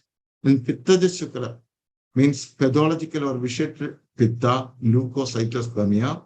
Then Kaphaja Sukra can almost correlate with the pathogenic or vitiated Kapha, that is stenoazoospermia. Then Kunapasukra, pathologic or vitiated recta, hematozoospermia or presence of RBCs in the ejaculate. Grindhisukra or pathological or vitiated kapha vada, high viscosity or semen contains jelly-like granules, the disorders of accessory gland function almost correlate. Then Puya or Pudhipuya Sukra, pathological or vitiated recta and pitta, according to Susrada, pitta kapha, pyospermia. Then Kshinasukra or pathological or vitiated vada and pitta, oligozoospermia. Then Mutasukra or vitiation of all the three doshas, vada, pitta, and kapha. may be considered as retrograde ejaculation or semen in the post. Here, the Mutra Shukra can be considered as retrograde ejaculation or semen in the post-void urine. Then Purusha Shukra, visheshana of all the three doshas, brownish semen with a malignancies like CA, prostate, etc. Then, according to Ayurveda, three important areas related to male infertility. See, Rasayana, Vajikarana, and Garbha Avakrantiya. The three important areas. Rasayana, detailed explanation there, then Vajikarana, then Garbha Avakrantiya. Then Rasayana. The formulations described in the context of Rasayana are mainly indicated to rejuvenation and longevity. That is, it is related to aging process or senile changes. Then Vajikarana, the formulations in this context of Vajikarana mainly focusing the activation of Leydig cell function and testosterone production. Then, and also restoration and maintenance of sexual potency along with germinal cell function and gametogenesis. Then Garbha Avakrantiya, the description regarding, or there is, or in the context of Garbha Avakrantiya, description regarding normal and abnormal seminal parameters. Normal semen is explained, but the abnormal seminal parameters are also there, and also associated diseases and management. All the three areas are equally important for male infertility. Importance of Vajikarana, according to Susrna, the properly following of Vajikarana will cure Alparedas, Dushtaredas, then Chinaredas, Vishushkaredas by Apyayana or proper nourishment and irrigation, then Prasadana, activation and reinforcement, then Upachaya, maturation and development, Janana or revival through mitotic multiplication or proper cell division. Then androgenic influence present, you see, androgenic influence present all over the body. According to Ayurveda, Shukram Sarva Sharirastha, like ghee in the curd and oil in the seeds, which is invisible, but transformed form of Shukradhatu after the completion of spermatogenic cycle is visible. One spermatogenic cycle takes approximately 90 days. According to Charaga, psychological emotion or harsha or pleasure sensation has great role for erection, emission, and ejaculation. Then, you know, bija is the paternal contribution of genetic materials through sperms. As far as the Shukra is, see, the Shukra is mainly derived from Jalamahapuda, or it is Saumya and having Madhura Rasa, Snigdha, and Gurugunas, and can be enhanced with the agonist, that is, Soyoni Varthana Dravya Upayoga, like Madhura Rasa, Snigdha, Brahmana, Jivana, and Harshana properties. That is, as the Shukra is derived mainly from Jalamahapuda, it is Saumya and having Madhura Rasa, Snigdha, and Gurugunas. It can be enhanced. That is agonist or agonist principle.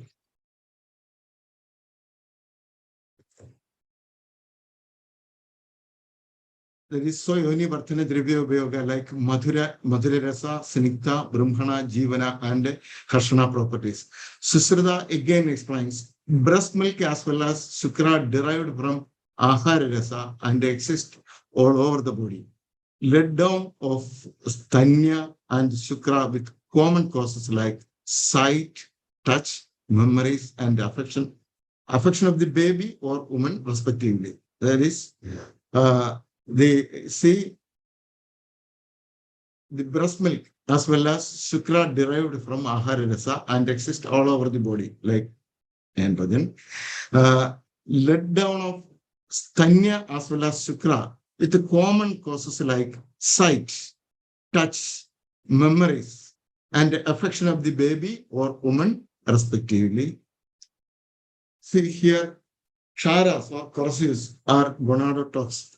Long-term use of Kshara is Sukrakina and Avrishya.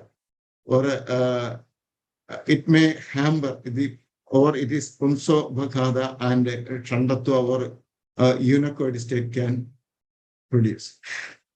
See, excessive intake of Kadu, Lavana, and Kashaya causes sexual dysfunction and infertility. Excessive intake of Tikka Rasa can result Shukra Shoshana or quantitative reduction of accessory gland dysfunction. Then Kadu and Amla Vipaga, that is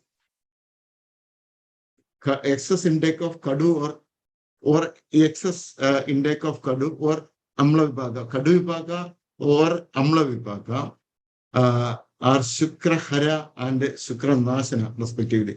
But Kadu Rasa is leads to Shukra Hara and Amla Rasa or Vipaga leads Shukra Nasha. Then Tikshna Guna of Madhya or alcohol causes Shukrakshaya or lead cell inhibition. Then Agala Yoni Gamana, that is untimely coitus, is explained by Chakravani as Aharshakala or Anujita Yoni Gamana, which maybe leads to lack of sexual desire. Low level of androgens are seen in the late afternoon and early evening, and the peak level is seen in the early morning.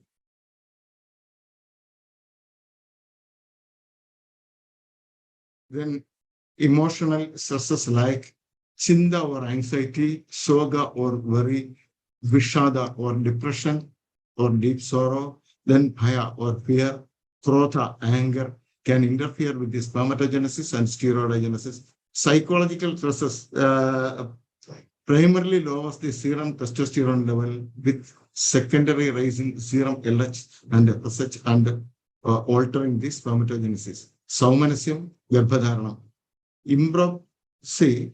Improper performance of Shastra or Chara or Agnikarma can damage the Sukrabha Srodhas and thereby leading to infertility or impotency. Then how to treat or the treatment modalities clearly mentioned in our classic general treatment principle can be adopted according to Kashyap. Shodhana Chikitsa can be incorporated with Snehana, Murdusvedana, Vamana, Virejana, Astavana, Anuvasana, or Uttaravasti. Achavana and Vicharana are equally preferred. Choice of drugs according to dosha predominance. Vasa may be used Majja, Phalasarpis, Shatphala Kritha, Indiganda Kritha, Kalyanaka Kritha, then Morchida Kritha, Bella Taila, Dhanundaram Taila, or Chirubadi Kritha. Sedana, then Panchakarma treatment is Sedana, only Murdu Seda is to be given after proper covering of the external genitalia to avoid hyperthermia. That is, the testicle should keep at around 32 degrees centigrade. Then Vamana, mainly for Kavata Shukra dosha. Then Virejana is the prime treatment for male infertility. Gandharva Eranda with the milk for Vadaja Shukra dosha for Virejana. Then Avibhati Churna for Pittaja Shukra dosha. Then Trivrit Churna for Kavaja Shukra dosha. In undiagnosed states, you can advise Avibhati Churna, which is described for Pittaja Shukra dosha. It can be adopted in all undiagnosed states. Then Vastikarma is indicated for the restoration and maintenance of Shukradhatu and fertility potential. Anuvasana or Astavana Vasti, accordingly, Rajayavana Vasti, Yoga Vasti, Matra Vasti, with appropriate formulations. Yoga Vasti we are usually giving. Then Uttaravasti. Since the urinary tract is anatomically closely related to the reproductive tract, it is beneficial in Shukradosha as well as urogenital or urinary or genital issues like retrograde ejaculation. The Pana and Vasti, Chikana Paga or Madhyama Paga, we are taking Chikana Paga, oil or ghee preparations. Chikana Paga preparations, oil preparation or either oil preparation or ghee preparations are lipophilic in nature, which diffuses freely into cells and bind to the concerned receptors and provide desired action. The this route has higher bioavailability and low enzymatic inactivation of the drugs. Then Samana Chikitsa, as far as the male infertility is concerned, Samana Chikitsa is more important. Drug of choice for drugs should be Srodo Sodhana, Agnidibana, Brahmana, Jivana, Manoharshana or aphrodisiac, Vada Anilomana. There is, Abanancha Anilomaya. So Vada Anilomana, especially Abana Anilomatva is very important. Then also Shukra Pravartaga. The mixer herbal formulations and indications see Amrita Prasha can be given in oligospermia, then Phaloserpis, oligospermia or post-testicular azoospermia, then Kalyana Grida for hypogonadism, Shatphala Grida, oligospermia, post-testicular azoospermia for in order to reduce the obstruction, then Chiruvilvadi Krida for varicose post-testicular azoospermia, then Traindyadi Krida, Grandhi Shukra, Tikta Krida, anti-sperm antibodies, Indiganda Krida, Vadaja Shukra, then Shadavariyadi Krida, Pittaja Shukra, and premature ejaculation, then Narasimha Rasayana, it is aphrodisiac, then Amalagi Rasayana, antioxidant and for China Shukra, then Chavanaprasha, aphrodisiac and Vrishya. Then some mixer herbal formulations, Danundaram Taila and Chirabala Taila for oligospermia, then Vidari Churna for Chinasukra, Yeshtimad Churna, anti-sperm antibody and gonadotoxin. These also gonado can be used in gonadotoxins. Then Saptamrta Churna, it is Vrishya and can be used in leukocytospermia. Then Shukra Janana single drugs, Ashwagandha, Musali, Shadavari, Shilajit, Kabigachu, then Kathira, Gokshura, and Jiraga.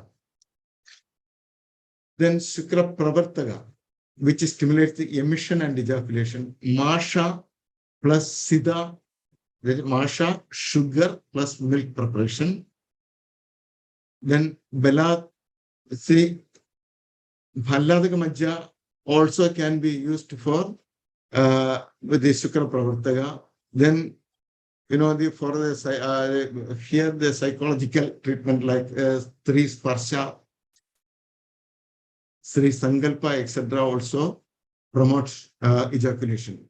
Then Shukra Janana as well as Shukra Pravartaga, both Shukra Janana as well as Shukra Pravartaga, cow's ghee. Then Kshira, Gandola Phala. It is a variety of Kabigachu similar to that of crow's egg. Then Shukra Stambaga need in some conditions, Jadi Phala, which is suitable for premature ejaculation. Haridagi is Rasayana, but Avrishya. Then anti-inflammatory combinations, Chandraprabha, Chandanasava, then Khadira, Dadima, Arjuna, then Punarnava Gulgulu, anti-inflammatory and also Pitta Samana in case accessory gland infections like prostatitis or epididymitis. Then Shukra Janana Ahara, Mamsa, Guda, Sarkara, Goduma, Malsya. Then what are the advice to be given for the patients? Advise the men to change their lifestyle. Then strictly advise to avoid stress, strain, and concentrate on nutritional diet at regular intervals. Reduce the weight if they are overweight or obese. And you have to encourage exercise. Then advise them to stop smoking, drinking, if any are addicted to. these things. Then advice to wear loose fitting garments or underwear and trousers should be loose fitting, or tight fitting should be avoided. Then avoid hot water baths. Then try to avoid occupational or social situations that can cause hypothermia. Then proper, and you see, according to Ayurveda, a proper and filthy sexual life can delay the aging process, that is manda jaratva. See, a complete evaluation of male partner is important because many causes are easily treatable, and sometimes male with a severe factor, one gets surprising result in terms of pregnancy. I have treated number of cases successfully.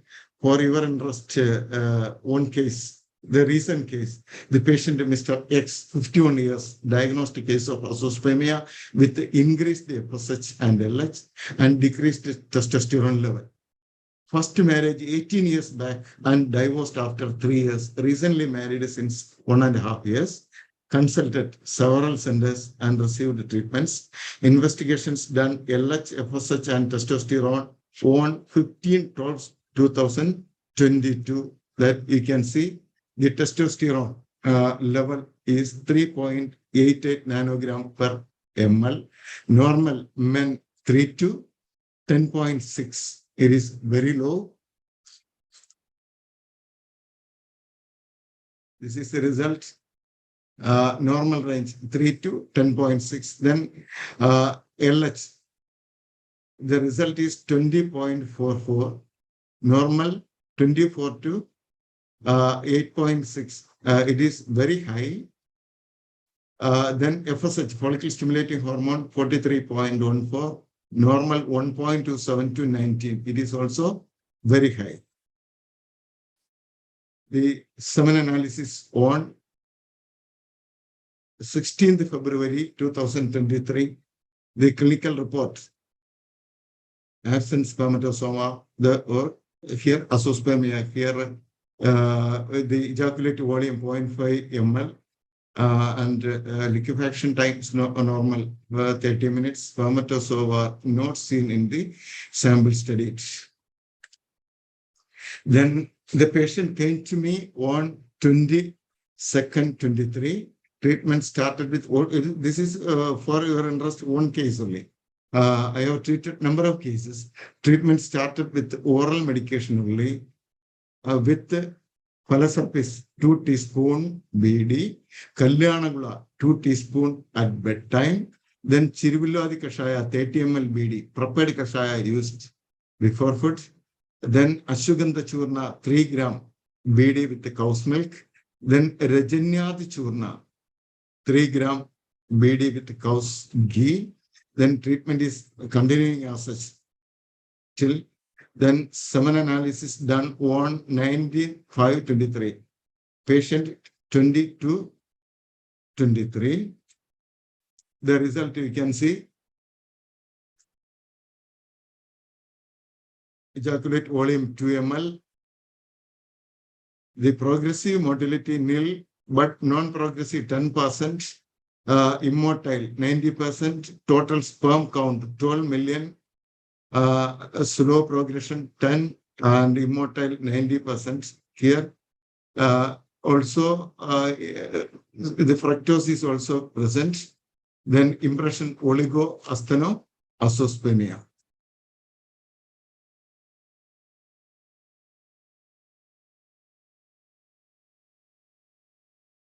Yes.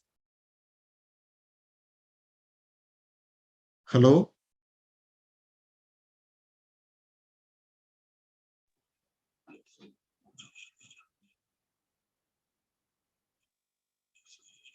Thank you, sir, for the wonderful lecture. Dr. Sampada, can go forward. Hello.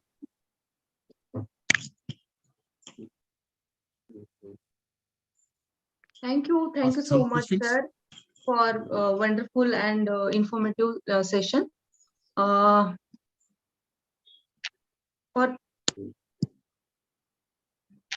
so here for our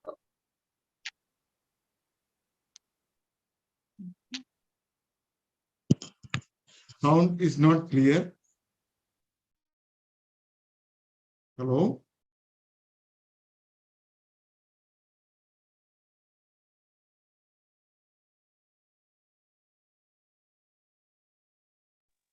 Dr. Sampada, Yes. Dr. Prajakta. Yes. So that was definitely a knowledge-oriented lecture. We learned so many things, so many new things regarding so many allopathic terminology, so much extensive Ayurvedic treatment. Thank you so much, sir, for giving us this part of your knowledge, because this will definitely help us in our clinical practice, and definitely this will motivate us to be the best version of, obstetrics and gynecologists which we can ever be. Thank you so much, sir, for delivering this lecture. And I can speak from everyone who is attending this. We are definitely so delightful that you have accepted our request to deliver this lecture today. Thank you so much. Okay. So we will continue question and answer session on WhatsApp. Okay. Yes. You can So- ask. So in WhatsApp group, so Yes. Sir, if you are WhatsApp group, comfortable, we you can. can ask for now itself. Your voice is not so clear. Like, Okay, sir. So there are some questions. Should we take them? right? Okay, sir. So Please can you, yeah. Sir, can you please enlighten us on sperm DNA fragmentation? Yes. Sperm DNA fragmentation. Ah, Can you please enlighten us on that? I think it is difficult to do, but you can, with our Ayurvedic, I am not doing modern medicine, modern medical practice, only Ayurveda. The Sahaja Vyadhis, Sahaja, Garbhaja, Jadaja, etc. Sahaja means hereditary, then Garbhaja means congenital. But Sahaja is more severe than congenital.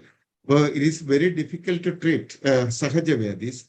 Even if you can advise Kalyanaga Krida, Mahakalyanaga Krida, or Panchagavya Krida for the patients for continuous administration, you can hope the Achapana is preferable comparing with Vicharana.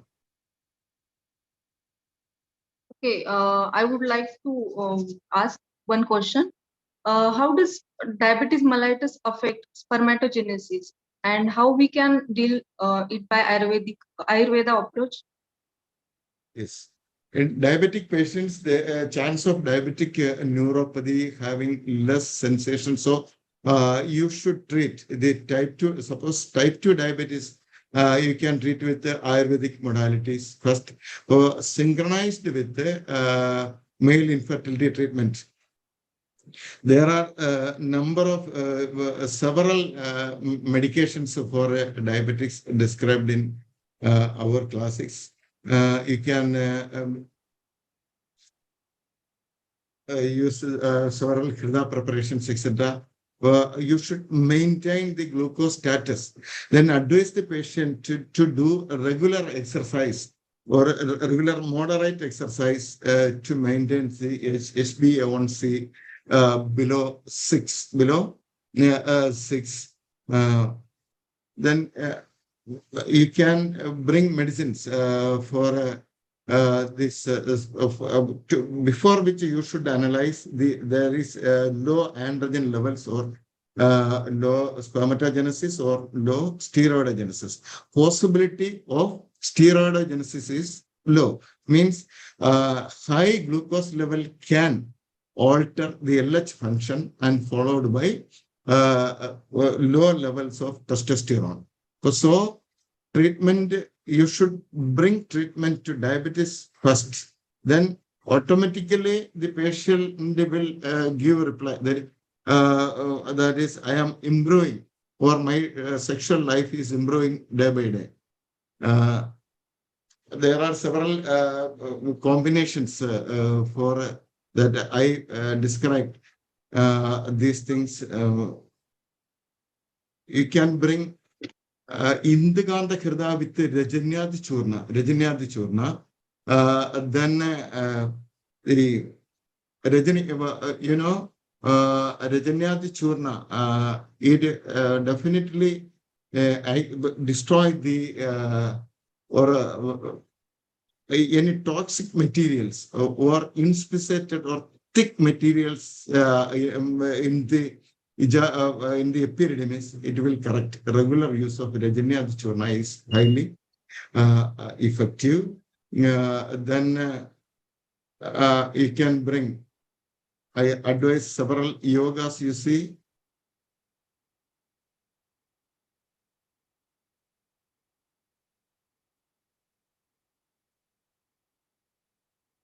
Here you can see so many things. Indiganda Hirda, it is for Vadaja. Then you can bring Naras. If you control the diabetic state, you can advise the Narasma Rasayana. It is aphrodisiac.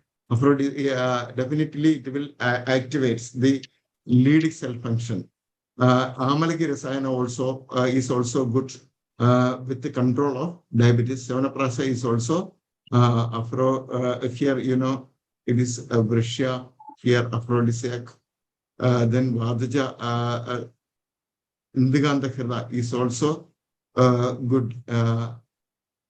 Here Chiruladi Khirda, it is a better combination for post-testicular azoospermia. Then here explain the Kalyanaka Khirda or for hypogonadism or any chromosomal abnormality, you can try here.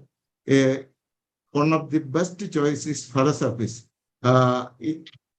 Phalosurface usually the treatment with the androgen-like medicines having androgen-like action is not good for the treatment of male infertility. You can treat with anti-estrogen.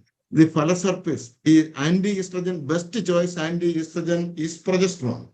The Phalosurface supposed to have progesterone-like action. So definitely it will act on the promotion of leading cell function and steroidogenesis, adequate amount of sperm testosterone production. Thank you, sir. Next question. Over to you, Dr. Prajakta ma'am. Sir, this is going to be the last session, last question for today. And sir, if you just permit, if other people can ask you on WhatsApp, then will you be able to answer? It's a highly requested thing, sir. I'll just take the last question now.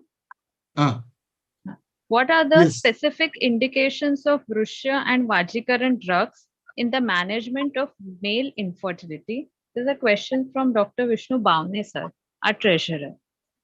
Once more. So once more. What are the specific indications of Vrishya and Vajikaran drugs in the management of male infertility? Vajikarana is mainly indicated for leading cell function, and the Rasayana, it is aphrodisiac. But in the context of Shukrartava dosha, Ashta Shukrartava dosha, what are the items described? Garbha Avakrantiya. That particular combinations activate the FSH function or the germ cell function as well as Sertoli cell function with in the Garbha Avakranti context. All the combinations described in the Garbha Avakranti or the Shuklartha dosha context, in case treatment of male with the ghee preparations, because the androgen is fat soluble. In case of female, all the preparations advised in Kashaya form.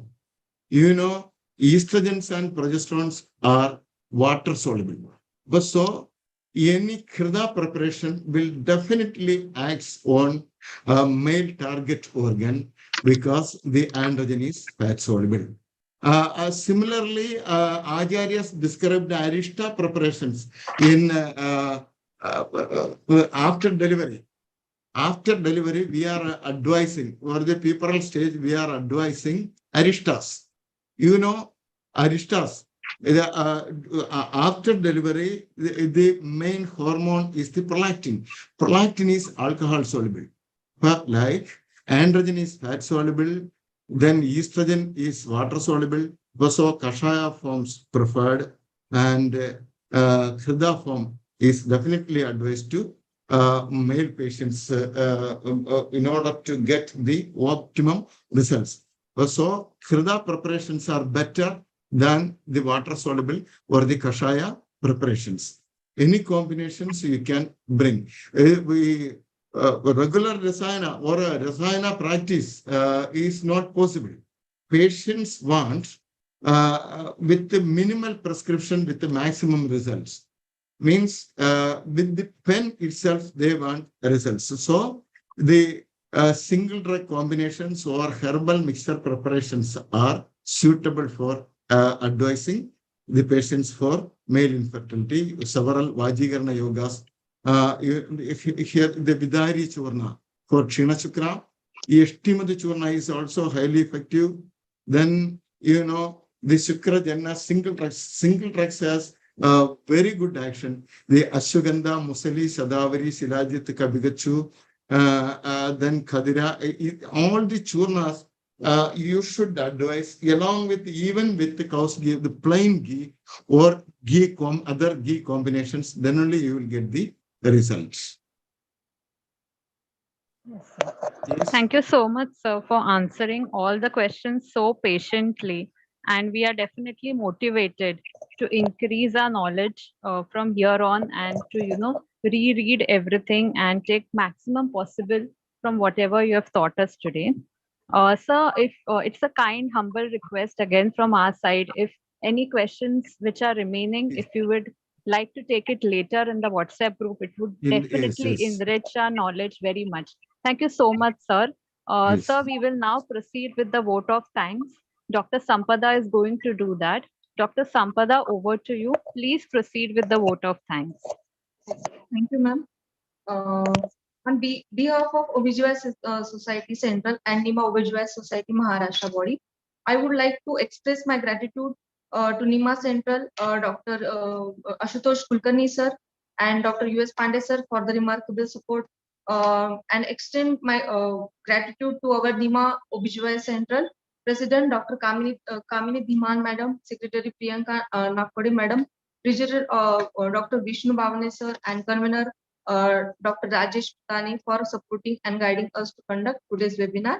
I would like to thank and extend my gratitude to our eminent speaker, Dr. N. Vijay Kumar sir, who took time from their busy schedule and delivered very knowledgeable and wonderful session. I would further like to extend my gratitude to our NIMA OBGY Maharashtra President, Dr. Suhas Helekar sir, Secretary Dr. Manoj Gaikwad, Treasurer Dr. Ajay Raj Bal sir for all their support to conduct today's webinar. I would like to thank Dr. Girish Daga sir for all the health and technical support. Last but not least, I would like to thank from bottom of my heart to all delegates for their participation and presence. Without them, this webinar would not be have been possible and succeed. Now, with the due permission of all dignitaries, I concluding today's webinar. Thank you for all for attending, and hope you have learned and gained great knowledge from today's speaker. Thank you.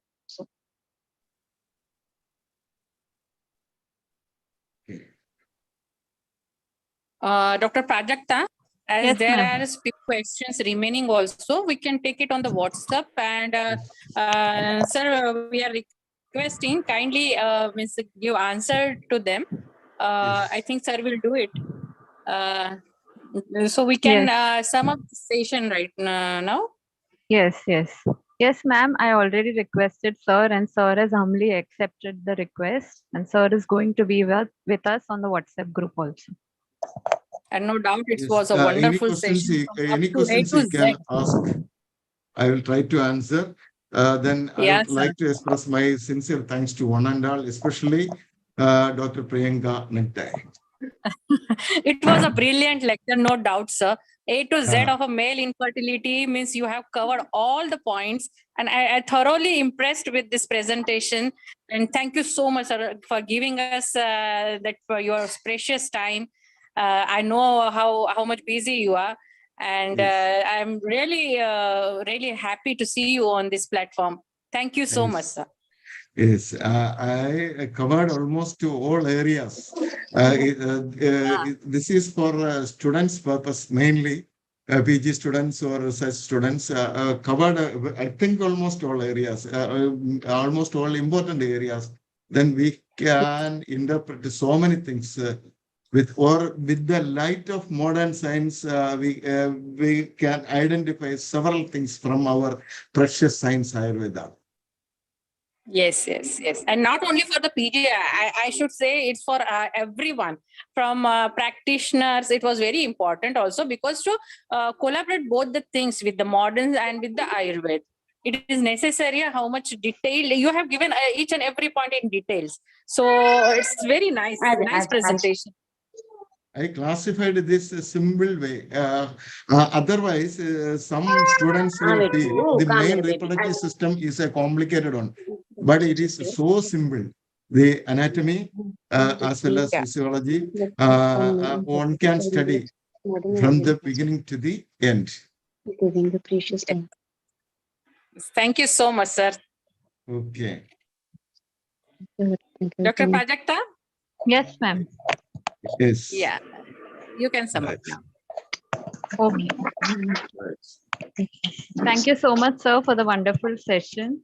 Definitely, we are definitely lots motivated to, study again, read the books, open the book, open the Samhita, and again, and we will definitely be asking you doubts also in the WhatsApp group. Yes. So thank you so much, sir, for the great Any lecture. doubt you can ask through the WhatsApp.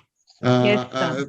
Everybody should go through the biochemistry in at least a minimal amount, or all the hormones, but the source of hormone, the action, that definitely we can interpret with our science. Yes. Our yes. acharyas, the wonderful persons. Okay. Yes. Thank you so much, sir, for the wonderful session. So, with the permission of all dignitaries, sir, can we end the Wonderful. session now?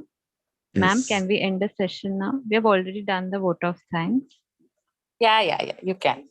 Okay, thank you, ma'am. And thank you, ma'am, for giving us the opportunity to be here.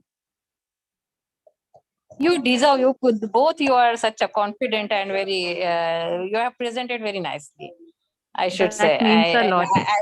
We want to see you both in our next programs. You conducted very nicely. Thank you, Sampada. Thank you, Prajakta. Thank you, ma'am. Thank you, ma'am. That means a lot. That means really a lot. Thank you, ma'am. Thank you so much. Okay. So much, ma'am. Thank you Have so a much nice for day ahead. Yeah. Good night, Yes, ma'am. everyone. You too. Good night, ma'am. Good night. Bye. So everyone can now leave the meeting. Thank you so much for attending. Good night.